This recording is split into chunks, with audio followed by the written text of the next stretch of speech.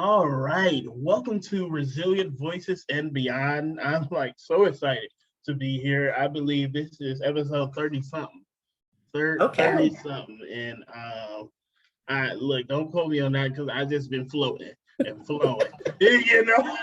I'm so not mad at it. it's up there. And I'm excited because you guys have just been rallying with support and what have you. I appreciate the comments that has been left once I drop an episode, and I just like I wouldn't be able to continue to do this without you guys. So thank you for that. But to get on our guest today, I am so honored and appreciative that she took the time out, took the time out to talk to me. I know she got her own things going and just rolling, but she is such a wonderful woman. And without further ado, I'm gonna have her tell you guys about a little bit about herself and introduce herself, and then we're gonna get right into it. Well, hey, MDDT Nation. I am excited and humbled to be here. I really started seeing, your podcast more and more. And so to be able to be here, hobnobbing with the elites, I'm excited.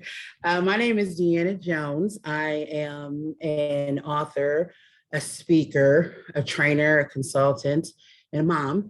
But I'm also a foster youth alum. And so I wear that, now with pride. And it makes me more intentional in every endeavor that I embark. I also co-own a beauty store. Shout out to regalbeautyco.com. And I'm very, very happy with that endeavor as well. And so I I don't know how much of an intro do you want me to give? I feel like that was good. That's perfect. I feel like that's good. We can get right into it, which Okay. I ask the same question, after everyone does their introduction, because in my experience, and kind of give me a little background why I asked this question. In my experience, we all do like the public speaking thing and advocacy and stuff like that.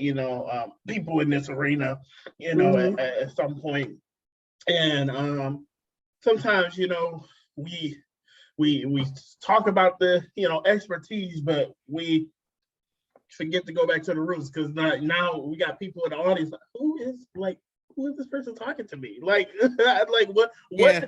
Why should I listen? So Yeah. to defeat those questions, I like to ask, can you give me a little bit of what led you to be in care? What was your experience in care like? To Yeah. whatever extent that you're comfortable in, Yeah. and we go from there. Okay. Well, I was in care a couple of times. I'm a part of a sibling group of three. There were three of us. And so the first time I came into care was when my brother passed. And he had passed of SIDS. And my mom was completely despondent when the police were there. And she was just saying all types of suicidal things. I mean, she just lost her child. To come in and find your child dead. I mean, that's just not something that any mom is prepared to deal with. And so I remember, them coming in and everything, and my dad was there, but the way the system was set up, he wasn't supposed to be there. And so when my dad said, "Hey, these are my kids, I can take care of them," and they're like, we can't do that. And they took us to care and in care. And that stuck out for me for so many things because it has so many layers just in that one episode for me.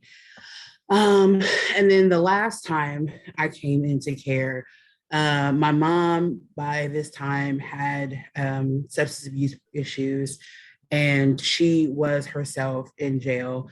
My dad had been like working and left me to care for the house. He would come give me money for bills and stuff. I paid the bills, I cooked and everything. And then I took care of my kids because I was a teen mom of two by this time, by the age of 16. And so, I was like, I wanted to go to school. And my brother and sister, they were like, "Dad's not here." Hey. And so they stopped going to school. And so as I started reaching out in the community and looking for resources for myself, I connected with Directions for Youth and Families. And she kept coming out and she said, if I don't meet your dad, I got to see the people. I got to call the people, and I'm like, okay, and I didn't think nothing of it. And one day she came out and my dad was not there, even though I told my dad, he said, look, you guys are taken care of. I have all these bills on my name, which was an issue before because everything was in my mom's name.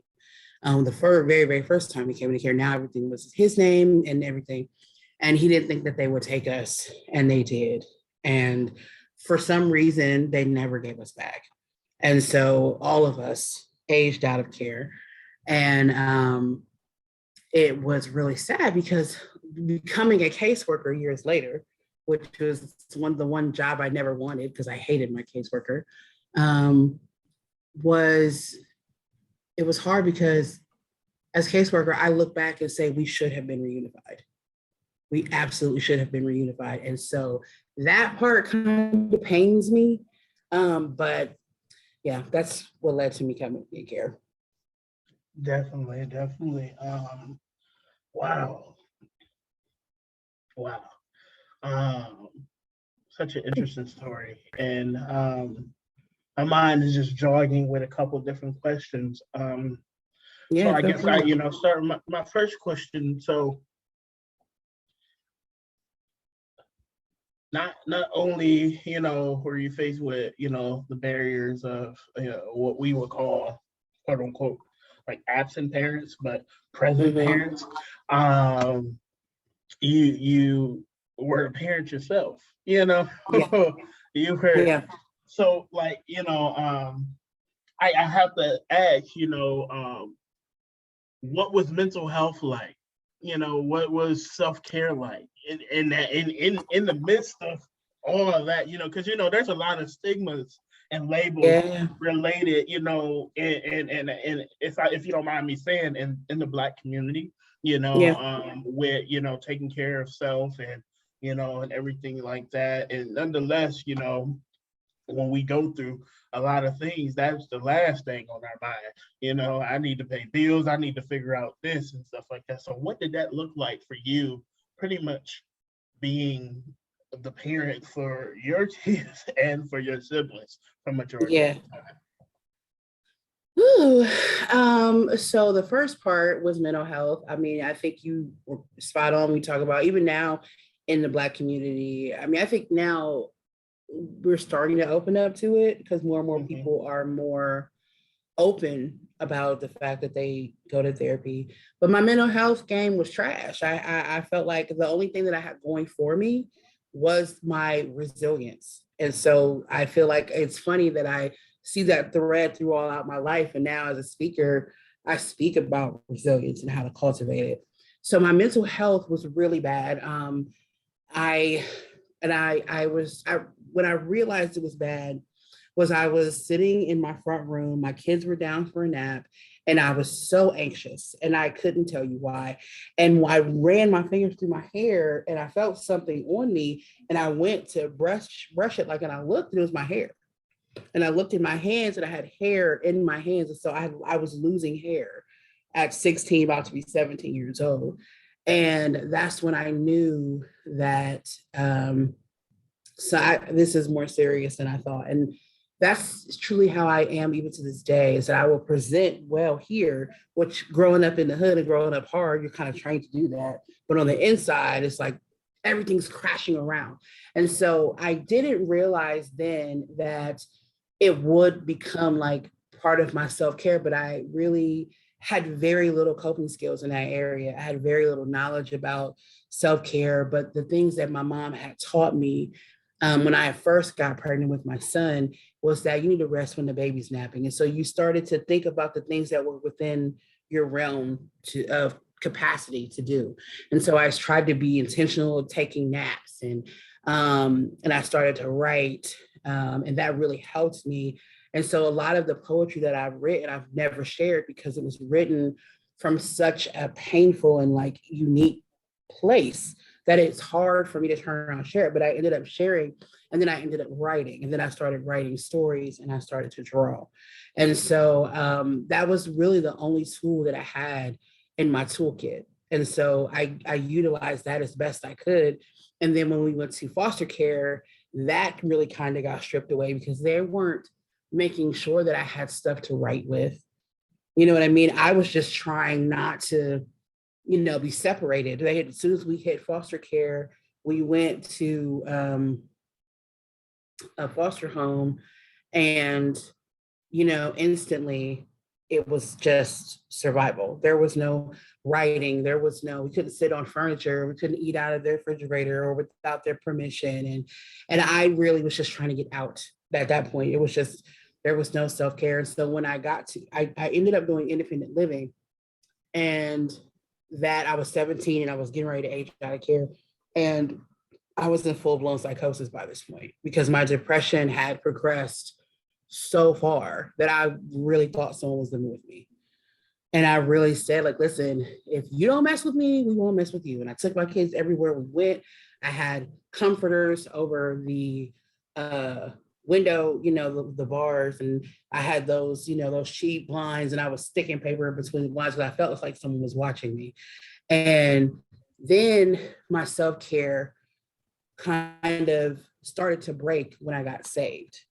And so I was crying, and I was hooked up with Huck House, and I was in their independent living program. I'm like, look, if you could just get me to church, because they're like, what can we do to help you? And so I just need to go to church. Mind you, I knew about God. My mom was a preacher's kid, so I knew about God. And even though she kind of strayed and went to Jehovah's Witnesses and came back like they crazy, we got to go back to this. And that's the one thing that I hadn't tapped into. And so when I tapped into that, you know it, you know what I mean? And so when I tapped into that, it kind of started to break. And so it allowed me to rely on someone stronger than myself. And so when I was able to do that, it enabled me to be weak, and I started to feel the feelings and get back in touch with my thoughts. And I started writing again. And then I eventually got my GED, but it started, that year 18 for me was very pivotal. And I feel like it was able to kind of start to lay the foundation because I was able to cultivate that self-care. And that's so important to me. I honestly, in all of my speeches, I always mention self-care because I feel like resilience and self-care go hand in hand. Sorry for the long-handed answer. No, I feel like that was perfect because you kind of broke it down. My follow-up to that is, so we talked about, the inside, so kind of going back to that journey. So you were with dad, and then that's where you kind of got taken away from the last time and so forth. So what was that experience like being in care? And I think you spoke upon it being in independent living and so forth with your kids. What did that look like? I had a lot of moves for me to have only been in care a year. I think it was 3 moves. And so when we came into care, we went to the first foster home, and, it was different because it was like an old lady, and, remind me to tell you sometime about like the pickle story of why I don't eat pickles. It has to do with me living in this home. But I guess I can tell it. So, but we weren't allowed to eat the food there.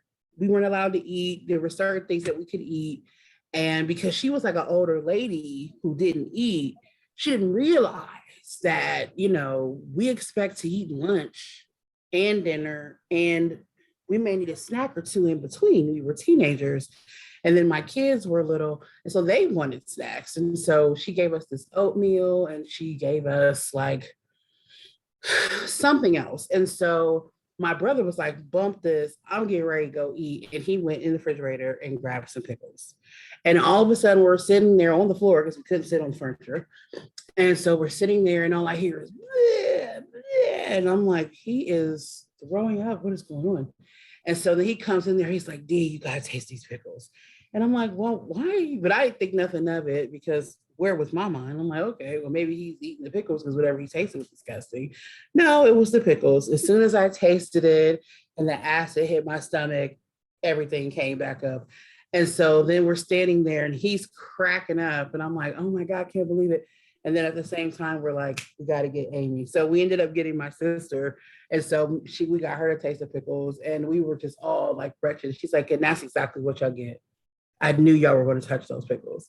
And so for obviously now I'm 40 and I still really don't rock with pickles. But so that was our care in that house. It was, and so in that house though, I was left to care for other kids. And so my caseworker came on a surprise visit. She's like, why are you watching all of these kids? I said, well, they had to go to the store. Da, da, da, da, da. And she's like, no, pack up your stuff. We're out of here. This is why you literally came into care. It's because you're a parentified child, taking care of your brother, your sister, and your kids. And we're not doing that again. So she moved us. And this is where the first separation took place. And my brother got placed with someone else. My sister says, I remember he was placed with us, but obviously as I'm getting older, these details are starting to get murky. But this is a place we get to where we really couldn't eat the food. And she explicitly told me to my face, they don't pay me enough to feed you. And so this home is it sticks out to me because I don't know if you're familiar with Micaiah Bryant, the foster child that was shot by the police officer in Columbus, Ohio. And so why this relates is because when I was in that home, I had gotten into an argument with the foster mom because I'm saying, well, they do pay you to take care of my kids and these diapers. My son would pee one time and he ended up would be peeing everywhere. I mean, it was like a Bounty paper sheet, a Kroger bag, and some tape. I mean, it was like, what are we doing? And so she was like, no, they don't. And so she's yelling at me she comes over, she goes, talks to her daughter. And I hear her daughter say, well, I don't report to them. I'll mess her up. But she's cussing and stuff. And I walk out there, and I'm like, that is the exact same situation that she got into it with some other people that were related to the foster mom. And that took a complete turn. And I'm like, I feel so bad because I feel like I'm almost like I survived that. Like our situations were similar in that experience, but there was no one really to call. And shout out to, CDF and Ohio Youth Advocacy Board, because we were doing amazing work to try to get a youth ombudsman. So that's how that home went. And then from there, I was working to get out. Like I was working my hand. I was calling Huck House. I had applied for independent living and transitional living program before I left. So I was calling them. I was calling my Franklin County Children's Services worker for what I don't know.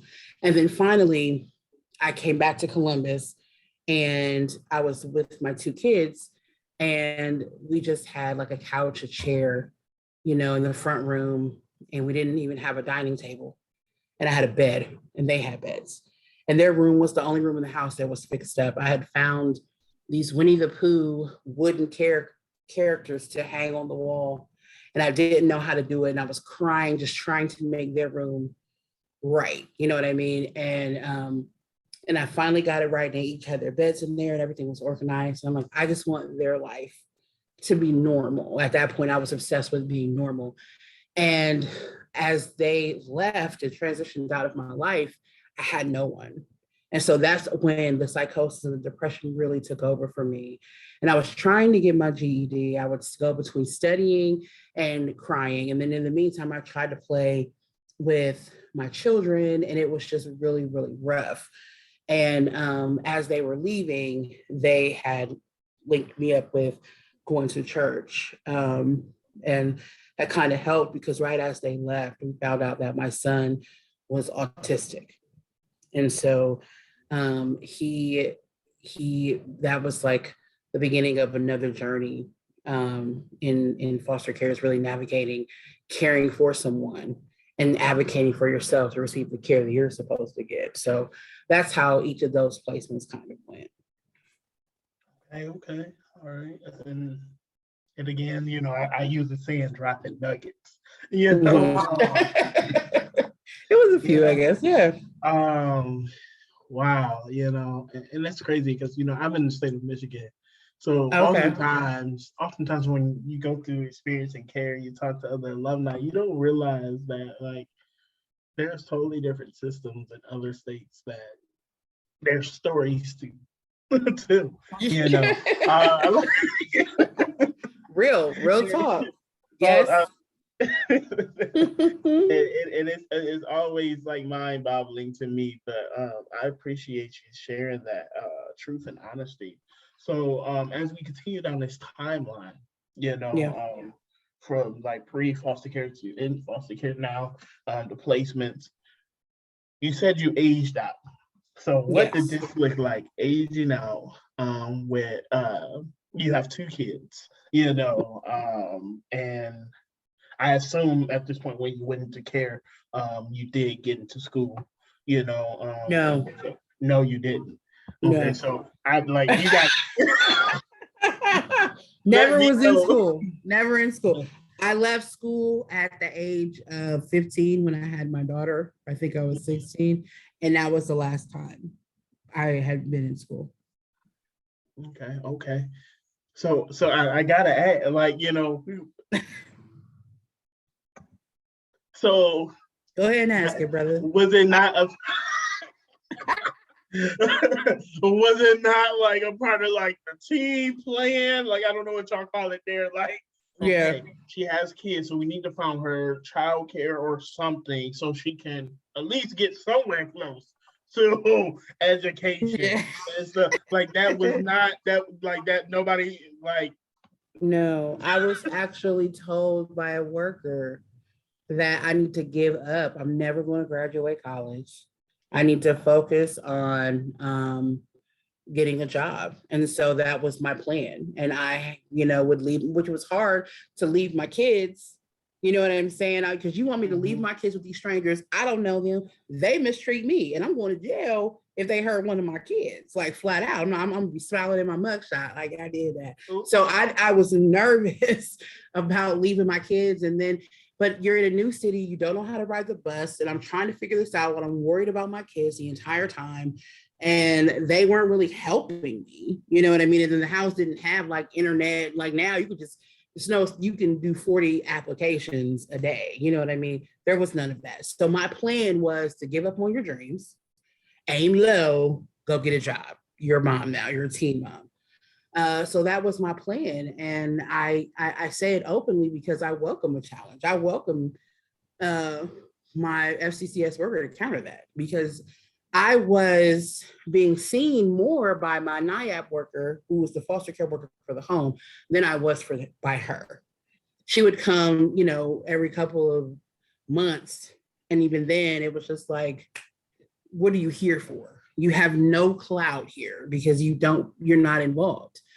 And so, as I went and I started to say, the next time someone said, you're just going to be a statistic if you don't get a job. And I said, well, I'm going to be a statistic, but not in the way that you think. Watch this. And so I'm lucky that I was able to get my GED. And then I was able to get my bachelor's degree. I was able to get my license in social work. And then I got my master's degree in public policy and administration. And then I worked 11 years as a caseworker. And so I just pray for our babies, man, that are in care, because it's like sometimes we look at the task that we're asking them to do, and because it looks small, we don't count the cost on their side to get it done.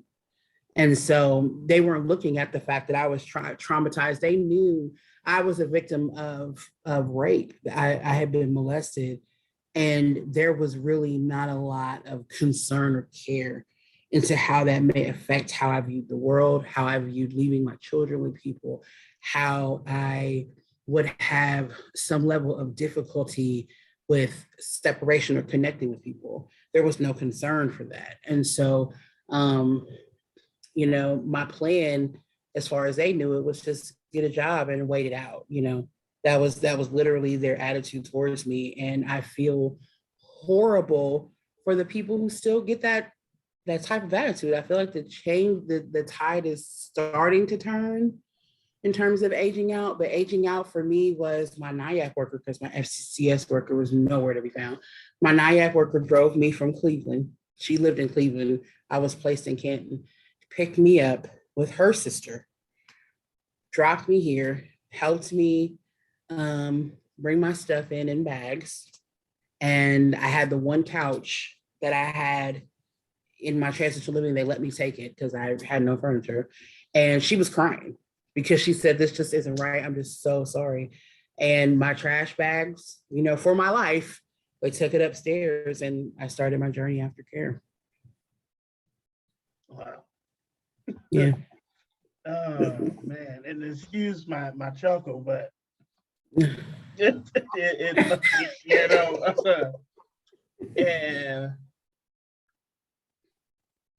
I would like to think I'm a very positive, optimistic person, but I would like to say, like, we've came far, but not far enough from that situation that happened to you, and the situation that happened to me transitioning out is still happening. Yeah. It takes time. Yes. And I'm in shock and awe, on the education part and the prioritization of what that took, because that shouldn't have been on you. And also, just that rally of support, and it's great that you had that one individual, but that's oh my God, if I wouldn't have had her, it would have been so much harder. That's probably what led me to reconsider God, because she didn't really preach at me, but I knew that she was a believer. And I liked how she moved. I saw how she cared about people and was intentional and concerned in a way that no one else that I saw was. And so I'm like, you know what, Jesus, let me go ahead and talk to you, because you talking to her and I like how you move. Jesus, let you know a couple things. I feel it. Let me go ahead and talk to you, because look, let me tell you. Let me tell you. This person in my job, God, look, I am holding on, but let's do. I get it, and I have been there, and I'm pretty sure many of our listeners has been there too. Man, wow. So going to my next question. So you journeyed through, what if you could think back to now, you in your own spot, you got your kids, and you got to figure it out, you got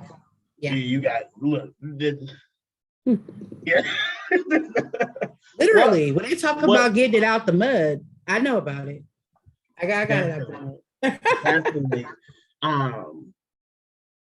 I know there's many barriers and many obstacles. What were highlight moments that were not only barriers but turning points? Give me at least three. For turning points in what way? Like moments where you just like, I some gotta shake, or realizations, in that spot. And for example, I give you an example. So when I aged out, they wanted me to wait until I had my high school diploma, whichever. I was fine with that. I lucked up by being diagnosed with ADHD, even though at that time I realized that I didn't have ADHD. That was the only place that would let me stay there at that age. And I hope nobody, get on me and whichever, but I had ADHD for those 18 months. So hey man, you gotta do what you gotta do. Definitely. So I ended up staying there, but 18 months move fast, and stuff like that. So now after 18 months of like trying to do school and and work and bills and everything like that, I'm back. All right, I got to figure out some place to stay, like, because this ain't it. So in my search of looking for some place to stay, like, I don't know if it was just people trying to like get me because I was young or whatever, but now only place that would like rent to me was like $743 a month, you know, plus utilities. And at that point, car insurance was still high. So my car insurance was $596 a month. Good God, no. That was that literally the lowest rate that I could get. Why? What's that? And on top of that, so I had my consumers and everything. So I ended up moving in because I thought that was the best option I had, So right there, that moment in transition right there would be like, okay, that was something I like, trying to find a place, not really having like direct support. And I had, a person that worked with me with, our NYOY Jim Casey program and stuff like that. But like there wasn't a lot of options. And I say that because when I aged out, me and my family wasn't really back like good. And so that wasn't an option to try to go back to Detroit, is where I'm from. And then the other option is like I aged out. I've been in placements throughout my whole journey. So when I aged out in an area where, wasn't really too many people my skin color, and nonetheless, I felt where I was country. It was like, I'm like, this is not what I know. Yes. So like, you want me, because I can't go back. So now I got to try to make it work here. Like, and I don't know nothing about this, So I had that. So those were, the obstacles, and then, 18 months moved fast. I'm in school, but also like I'm at that point in school, I was told like, you make it to college, you good. So like all the other stuff, like I was just trying to make it, and like me trying to make it wasn't really doing the greatest. So I ended up leaving college, and getting into the working world. And I did everything from landscaping, car detailing, to being a line cook, to actually being a cook, to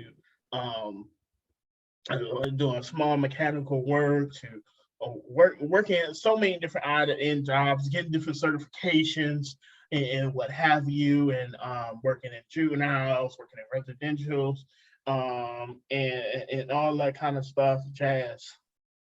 And eventually, because of my lack of support still, and this speaks to like, I was doing good with contingencies. As long as I made my hours, and I had a reliable vehicle, that, and I'm being real, and I'm not saying this to uplift the wrong that I did. Let me just clarify that for anybody who's listening. I'm saying this because this is a testament to my story and my truth, that I was driving a vehicle that didn't have insurance because I couldn't afford to pay the insurance. And eventually, what happened was I had to renew tags, and I had a car with no insurance and no tags because I ain't had the money, Right. So lo and behold, like, driving to work one day, got in an accident, and that like tore my whole world, because accident, like, that would do it. I was driving during a snowstorm and slept going 15 miles per hour into a ditch, and was stuck in that ditch. Got out, by the grace and everything like that. But before I say I got out, like, give y'all the full story. So into a ditch. I had a white truck, so now it's snowing. Next thing you know, can't nobody see that I'm in the ditch. And I don't know if like them old Ford vans, like they were in that transition of vans being all metal to whichever, where you can put like a whole like bed in the back of them. One of those old Ford vans that like everybody uncle had. Drove, and it slid, and it was coming straight towards the front of me. And I was like, well, God, this is gonna be it. I appreciate it, big dog. and it's somehow it hit the back of my vehicle. Now I don't have insurance or don't have tags at the time, so um, officers finally arrived. And like, so Finally. yeah, I was just trying to head to work, just trying to, and I tell the officer, look, I get paid, like I just got this job and stuff like that, and it was a few weeks, until like you get paid and stuff like that at the training. Yeah. So I'm like, I get paid. This like I actually get paid. I'm doing overtime, so I was planning to get my insurance, everything done. Like I literally had it laid out, and then this happened. So like I was like, the officer's like, well, you want me to take you to work, because it's right up the street. I was literally like a block away. Like I just almost there. Oh. So I end up going. I end up having to leave early because I started to feel pain from the car accident and stuff like that. Um, but that was like a big domino effect in my life, After I lost my car, didn't have the money to really get it out of impound, because that's what happened, and now I have tickets and fines because I had one ticket because they told me I was going too fast for the road conditions. And I was like, so basically you told me I should have stayed at home because I was going 15 miles per hour. So Basically, once my job told me yeah, I should have stayed at home, and then, had one for the plate and everything like that. And I was like, okay, that's cool. And I was in an area that wasn't really too friendly to Black people. I remember I remember going to see the magistrate, explaining my story, like, look, like, hey, this is all that's going on. Like, I'm still in transition trying to make it. Like, I do have a job, I'm going, all this other stuff. This is what I can pay, whichever, get these off and everything.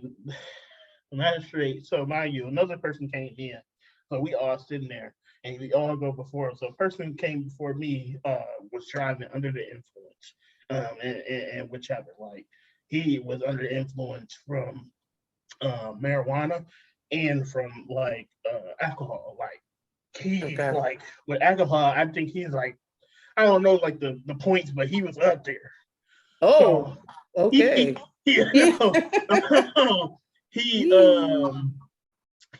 I remember the magistrate, I come after him.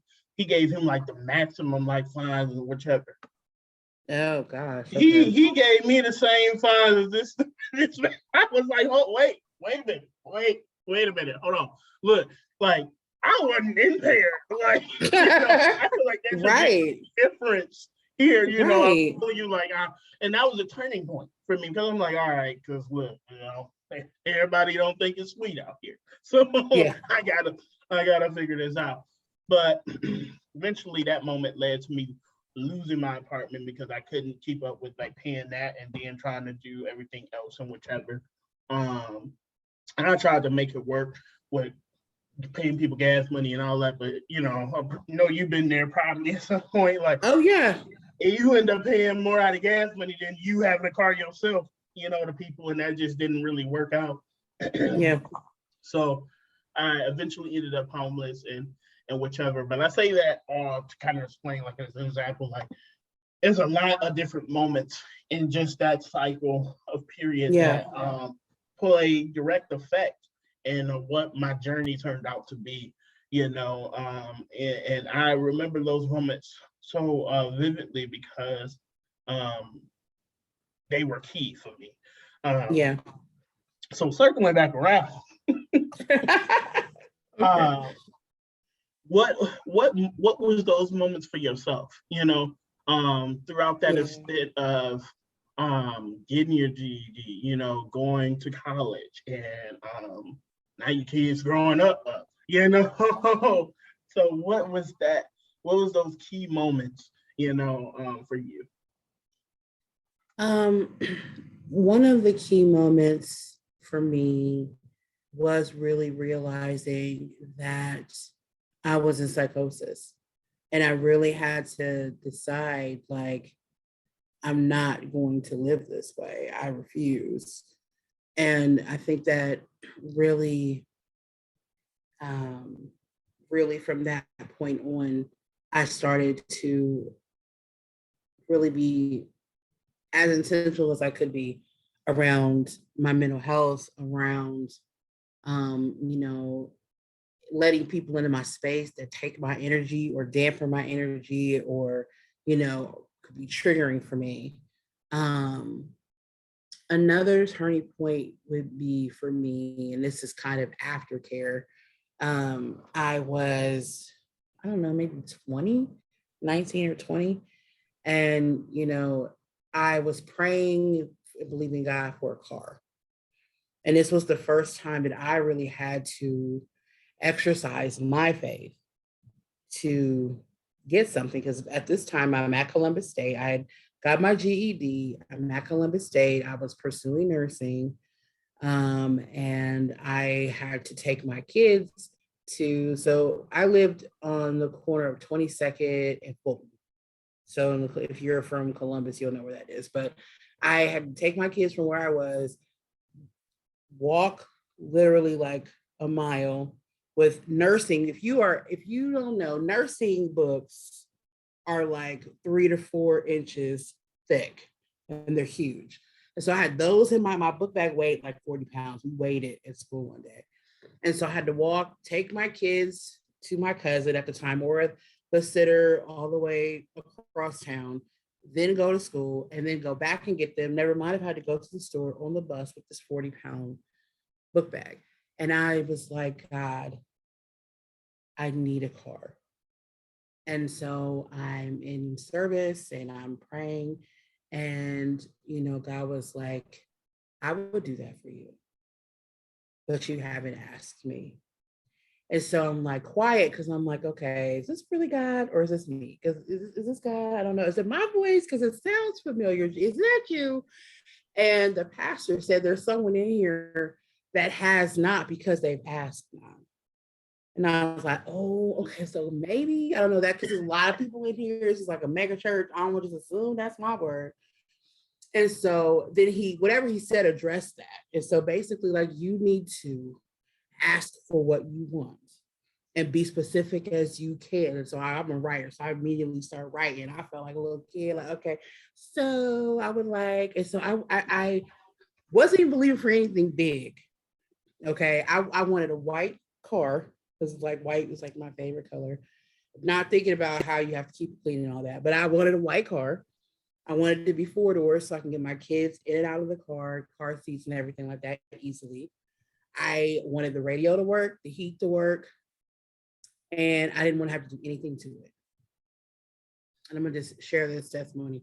And so I had sowed a seed. I know there's a lot of people in the Christian community like, why you sow? You think you bought a miracle? I don't, but that's another conversation. But I sowed a seed. And I was just letting God know. And as I was walking out the church that day, in the spirit, I knew I was getting ready to get my car. And so I had prayed and I was like, God, what should I be doing? And at this time, I'm doing like internship through Columbus State at this church. And I'm there by myself and I was there praying. And I was asking God, and God said to call some people, start asking them. And I'm like, call who, Jesus? Like, this is the Yellow Pages.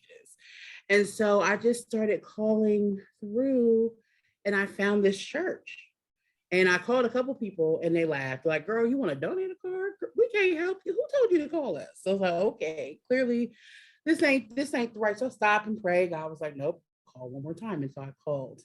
And I called this church and they said, so let me get this straight. You're asking for a car. I said, yes. And she's like, what kind of car are you looking for? I said, well, and I set off the same list. And she was like, let me call you back. Instantly, I started praising God. I ran around that church and thing. I was praising God. I'm like, I'm going to praise you now because this is it. So they called me back and they say, yeah, do you have a driver's license? Which I had known. Like as soon as I saw that seat, I went and got my driver's license. I had been practicing because God's not going to give you something you're not ready for. That's another word, another conversation. And so I said, yes, I have it. And so he came and he got me. He's like, well, I'm going to come and pick you up. And so we could talk about this. And so I'm like, cool. So I'm like prayerful. I got my driver's license. I was comfortable, had on walking shoes in case anything went left and I got to walk, And so he's like, hey, can you take me here? So we pulled into the DMV. And I didn't even click that I was sitting in my car. And so he's walked up to the thing. He's like, hey, can you come up here and sign this? Yeah, we're transferring this car to this young lady. And he's signing, and I'm standing there in tears because I'm like, this is my car? You're telling me this is my car? He said, yeah. He said, would you be able to drive me off of my office? And I was like, yes, absolutely. You know, stoic on the outside. On the inside, I'm like, so as I dropped him off, it's like, this is my car. He's like, yeah, here's the title. Make sure you don't lose this. And I put it up and I drove away. I turned the music up. I was beeping the car. I was crying and slamming in the church parking lot. And I know that they saw me. And so that was a turning point for me because it enabled me to take care of my kids. And it started me, like, it helped me propel quicker to my goal. And then as people as I met as a result of it, they would come to end up, they're still in my life to this day.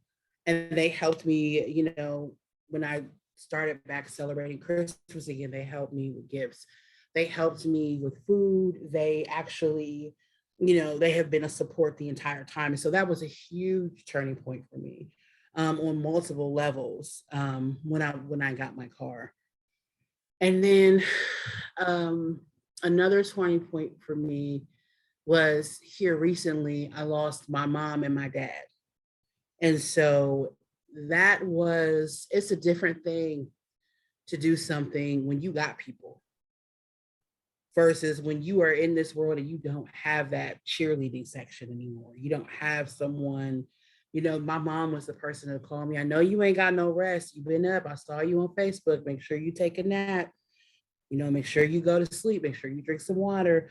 That part was a turning point for me. And it really made me be more intentional about, okay, I have to mind my self-care. I have to be able to know when I need it. Now I'm really into being preventative self-care, not thinking for getting to the moment, just living in a state of preservation and making sure my cup is full. And so that was why that was a pivotal moment for me as well.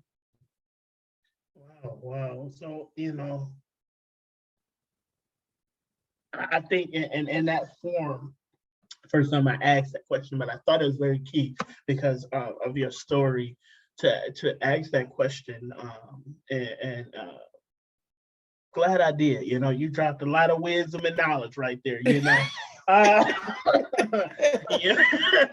Nuggets. You know, but you know, your resiliency and perseverance is just unmatched, to be faced with so many barriers and whichever, you know, I don't think anybody would have been mad at you if you said, look, I quit. And I did. I am tired of being tired, and I just don't got the time. Like, you know, and I think for most alumni, you know, and you can correct me if I'm wrong, I feel like we reach a place of sick and tired at a very young age. Yeah, I was sick and tired. Like, hey, you can have all this. I'm ready, guys.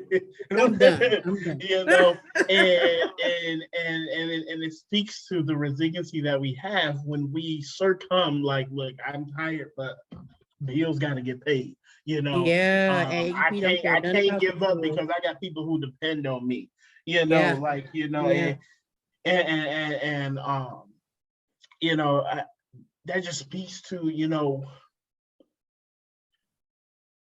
the people who are created out of this trauma, you know, and who survive it.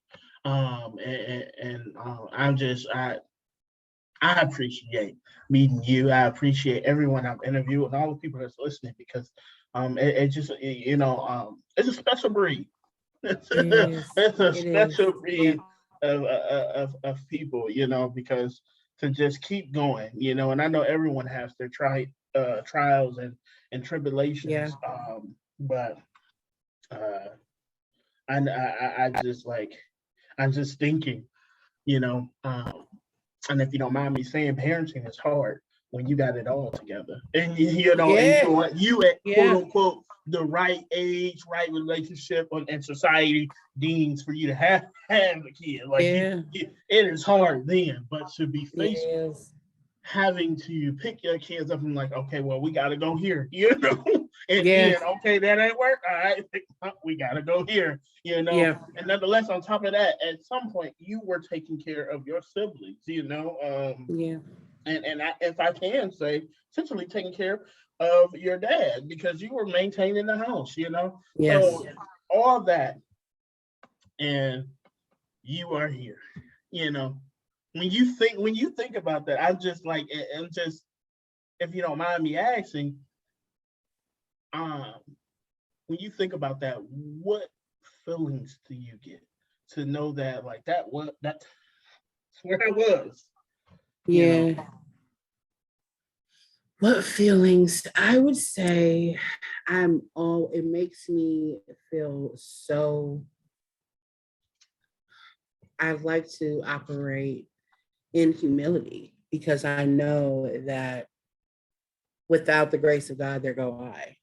And so I really like to, and so much so that I'm having to learn how to say my accomplishments without feeling like I'm leaving humility. You know what I mean? And that's something that now I'm working on, that is a new space for me. I always feel gratitude. I feel like I am not, especially right now, the strongest believer, um, because I've had so many things that have wounded me, that have impacted that. And so now, as I rebuild it, though, I say that I feel like I will always give God thanks. I will always be able to praise God. I will always be able to worship Him because I know that He kept me. There are so many things that I have seen and experienced that, with a slip of a finger, with the decision of someone else, on the blink of an eyelash, I could not even have even been here. And subsequently, my kids would, like, there's a domino effect. And so I always feel like, God, I thank you for keeping me, because I know that you kept me. And I don't know if you kept me for me, or if you kept me for them, or if it's like my legacy or something. I don't know, but I'm grateful that you kept me. So I always feel like that. And I always feel like, I used to feel like survivor's guilt, if that makes sense, because I see, especially as a caseworker, I saw so many kids that wasn't making it.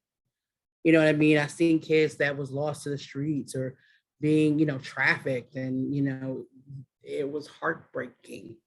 And so, really dealing with the fact that you can't save everybody, and knowing that seeking to will hamper my progress. And so I just had to be a support for people where I can, when I can.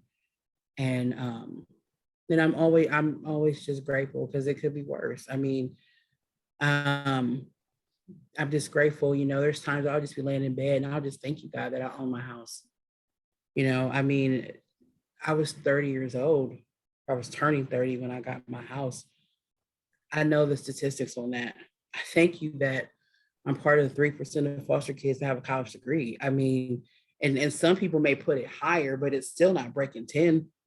And that's still a lot of people that aren't getting degrees that probably could, or not that they have to go to college, but even just having, a career, just even if they don't go to college. Just, I know that I could be struggling and I'm not, and I'm grateful. So those are some feelings that I feel like I'll have and will always have. Definitely, definitely. And as we get to like the closing of our time, like, this is just, I feel like every time I say that, I sound like a preacher giving a benediction. You do. I ain't gonna hold so long. And we know this the first time he said it, so we ain't leaving.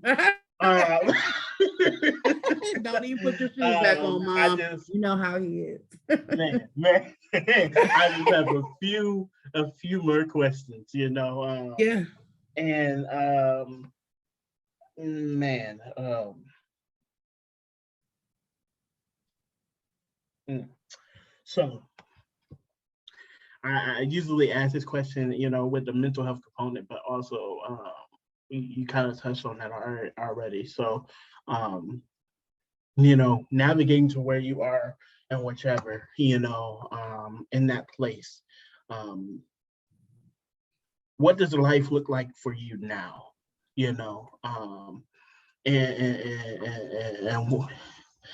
what how do you go by your day to day with that story?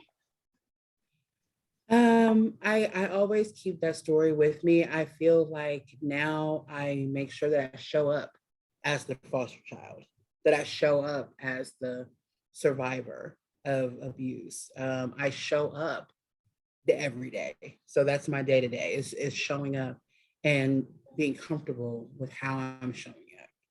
And so life now looks like, um, you know, being able to do the things that, someone told me a long time ago, and I used to hear it. I don't know if you've heard this or not, being in foster care, but what you went through wasn't for you. It was for someone else. And that used to clean piss me off. Like, God, you didn't even ask me. Okay. I didn't know I signed up for this. I just thought I was waking up, trying to get my Sunday morning cartoon on and play with my siblings. I didn't know that I was going to end up in foster care as a child because you wanted me to help someone when I was 40. Excuse me? What? I didn't consent to this. And so I have a healthy respect for that now. And so I think about where I can show up and who I can show up and be a support to, a help to as myself. And so one of the ways that I've done that is I've written a book. So the first book that I published was called Life After Detour, Firsthand Advice for Empowering Young Parents. And I absolutely wanted to publish that book as I wrote it, because I wrote it years ago. And so it's geared toward new parents and a younger audience, but the people that are my age, and I actually had a 70-year-old, I was so humbled that she read it. Like, what can I tell you, Miss Wilmer? But she read my book. And so she was like, even I learned it. She's like, there's things in that book that I still carry with me, even though, it was geared for moms. And so had texted me to tell me that, and I was so humbled.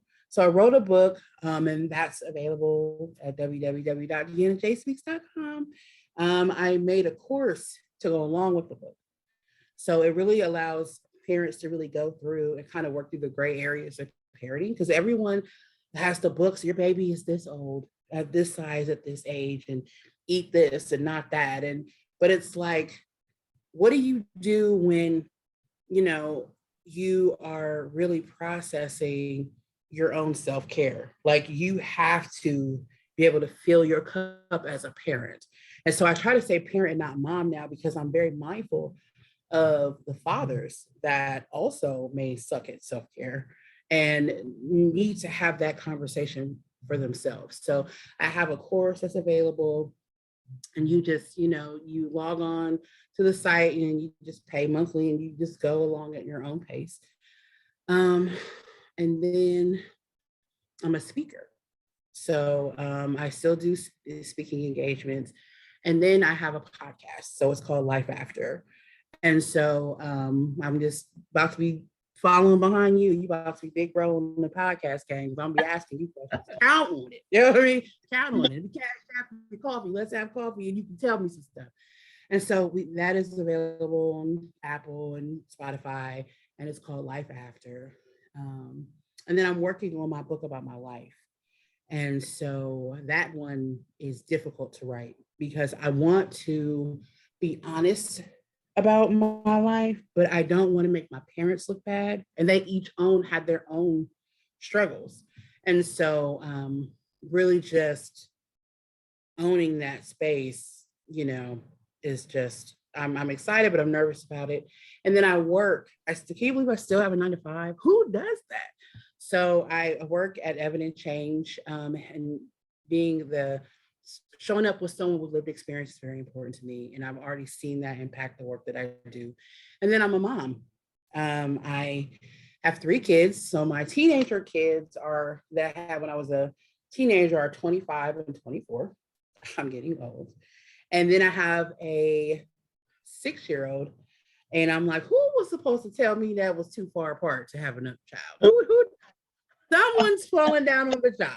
Okay. Need you to come to the front of the congregation. I'd like a word. And but he's 6, he's amazing. And it's totally different. It's totally different to be a parent to a 6-year-old when you're grown versus when you're growing up to them. And there's pros and cons because my younger kids, we played together.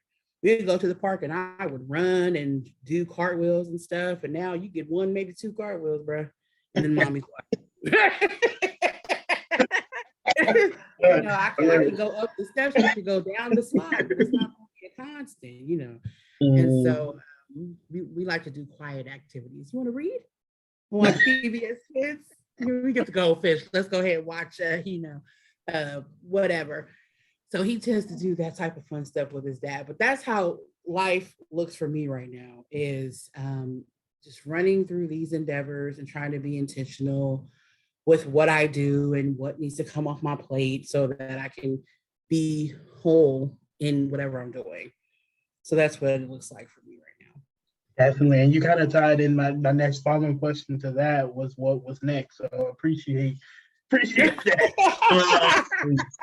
Yeah. And I just to speak to something that you said, at a very young age, because I started on the juvenile side before the foster care side, but I experienced years of trauma and abuse prior to being in any system. And I realized when I got to the foster care side or getting ready to transition to the foster care side at age 15, which is why I started advocating that I wasn't here for myself. Like, it was, like, I didn't think I fully grasped it then, but like I realized that because I knew some stuff and wasn't nobody gonna speak up for themselves in these group homes and units and stuff. I wasn't gonna let nobody go. I wasn't gonna let them do them bold or nothing like that. So that's how it started for me. But when I got to a place, and I remember, and not a lot of people know this story, but when I lost my car just stopped working. And this is prior to being homeless. And I'm sitting in my apartment that I felt like I worked so hard to maintain. I was putting over 172 hours in a work period to just make sure that I paid that $743 a month. I know that's right. And stuff like that. And I was sitting there after I had to set off some time because of work, because of the car accident, and I was just like, my lights off. I'm charging my phone on my neighbor's porch. I'm about to lose everything I work for. Like I felt like, I felt very depressed. And I remember I got up and walked. And then I found myself, there's this big bridge. This huge bridge. Oh Lord. Near the apartment. It's called the Milwaukee Bridge. And I remember I'm about to jump off this bridge. I have that because I just can't, I worked so hard to be here. And I just remember having a moment in that thought process, to speak to what you said, what you're going through is not even for you. It's not even for you, and to keep going, so I kept going. I'm not gonna say that those thoughts immediately left, because they didn't. They don't. I was tired. And when I express a place of tired, because too many times we don't get to be able to be as blunt and real about that. I'm one now. I was tired, and I was just I've been through so much to just be back here.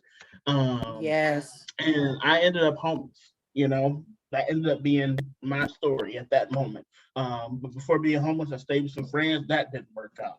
I had to humble myself and go to a homeless shelter. Went to a homeless shelter, met a whole bunch of people who made it up in their mind, this is where I'm going to be for the rest of my life. I made the decision I believe the hour after I'm sitting there checking into the home, like this is not gonna be my story. Um, and I remember working three jobs, one as a clerical assistant, one as a mascot, and one as a student life worker.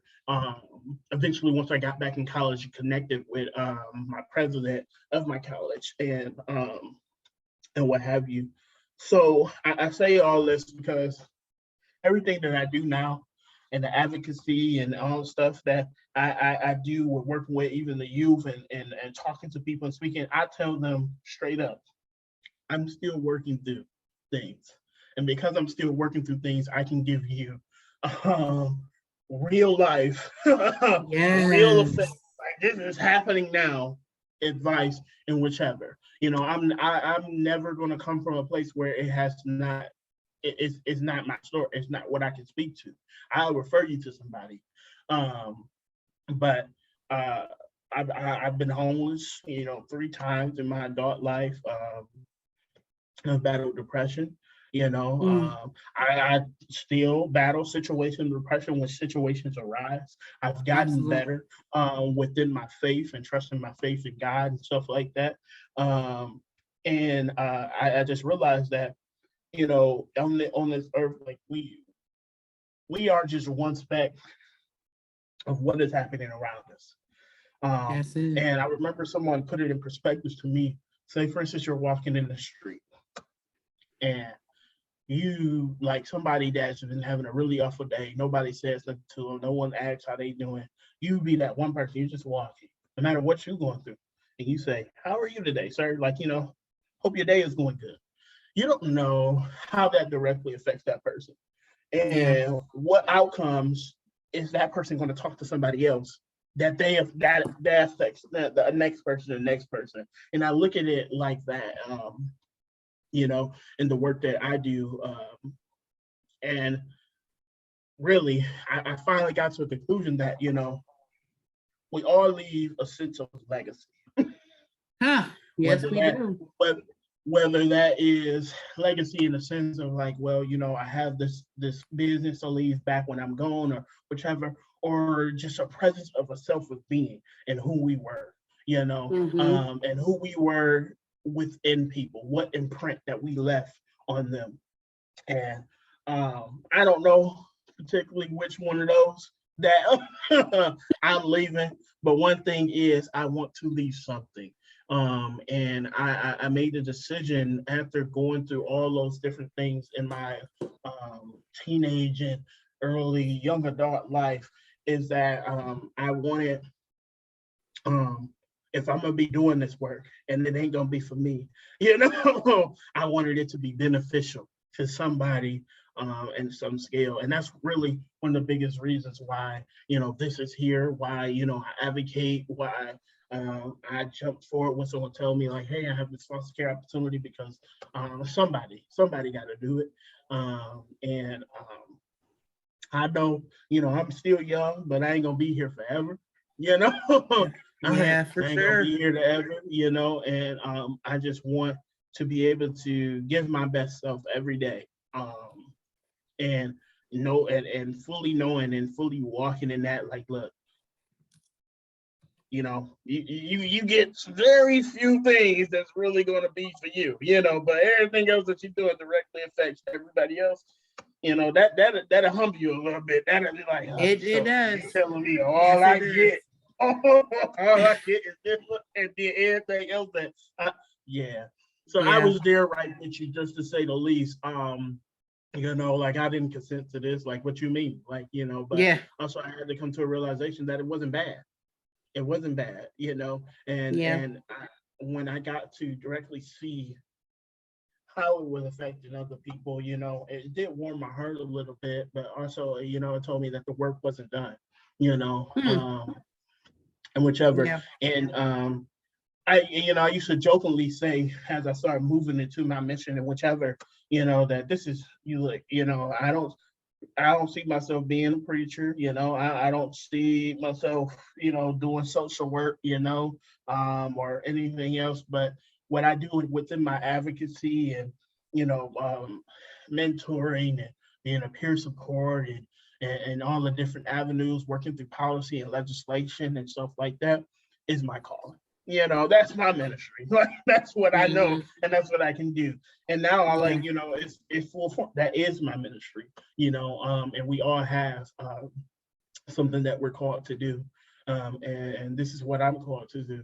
I want to be able to use this platform and use what I'm doing to raise up voices, and any part of the cycle, and that's the important part. I don't want to just catch you and then you're like, oh, you're doing good. That's important. Like, I definitely want you to share your story. I want you to speak your truth and your experience. But also, what does it look like to speak to someone that is still in that store? And how can it affect that person? And that's why I brought this podcast on, to say the least, to kind of tie us up, because I think it's important to talk to and share the stories of each and every person, no matter where they're at. It's always awesome to speak to the professionals, what have you, but we got to start the conversation and the dialogue with the people who's hurting still. But reeling us back in, I'm really honored to have you, on. Thank you for sharing. The honor is mine. Thank you for sharing your truth, your honesty, and your experience and expertise. It has truly been a pleasure, and I'm honored. I took some things down, took some notes, and what have you. I've been doing this for a little bit now. I started January 7th, and this is just a back of the closet kind of dream to be able to bring this together. And now I'm believe this will be episode 33. Okay. This will be episode 33. I love it. And I'm just, trudging along because, like I said, this is what I'm called to do. This is what I love, being able to help, my brothers and sisters in care and alumni, whichever. Yeah, so, for sure. Thank you, and I say this spiel every time, COVID is out there. It is real. It is here. Yes, it is. Yeah, it probably ain't going nowhere. It ain't. So please, if you're thinking about getting vaccinated, still having or whichever, do your research, do your homework, and get it done. If you're not, I respect it. That's your decision. What have you. What I will say is make sure that you're taking the right precautions. Wear your mask when you're the least you can do is wear your mask. That's the right. Wash your hands, carry sanitizer and whichever, because it takes one of us to take care of all of us, like literally, and that example has been made so very clear. And one thing I do want to say is that, these precautions that we've been asked of by the CDC and by our state government and stuff like that, they aren't new to us, and I hope we really not think like these are the wearing a mask, washing your hands, sanitizing. These are things that have been mentioned to us with a common cold or the flu, Exactly. prior to this. Perspective. Okay. And I'm not trying to make anybody mad, not trying to get anybody in their feelings, but I'm just trying to be real about it. We got to take care of each other. We got to do better. And we need to do better. So that's my little spiel. I appreciate you guys supporting and listening. This has been Resilient Voices and Beyond, and stay tuned for more.